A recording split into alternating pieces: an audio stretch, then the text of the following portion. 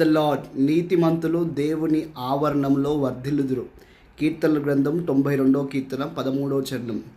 మొదటి మాట, నీతిమంతులు అంటే ఎవరు అని ఆలోచన చేసినట్టయితే, యేసుక్రీస్తు ప్రభువును తమ స్వరక్షకునిగా అంగీకరించిన వారిని నీతిమంతులు అని బైబిల్ సంబోధిస్తుంది. ఎందుకనగా వారి పాపములన్నీ కూడా ప్రభు రక్తంలో కడగబడి ఉన్నవి. కాబట్టి నీతిమంతులు వర్ధిల్లుతారని వాక్యం అంటుంది. వర్ధిల్లుట అంటే అభివృద్ధిగాంచుట.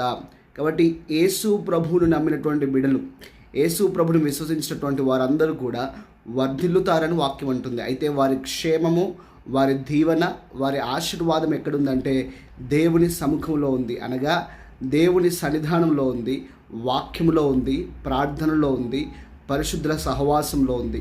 ఉదయకాల సమయం ఈ మాటలు వింటుండగా నీవు ప్రభువుని నమ్మినందున నువ్వు దీవించబడతావు అనేటువంటి విషయాన్ని మరొకమారు దేవుని సేవకునిగా నీ ముందు ఈ మాటలు గుర్తు చేస్తుంటాను. కాబట్టి నువ్వు వర్ధిల్లుట దేవునికి ఇష్టము.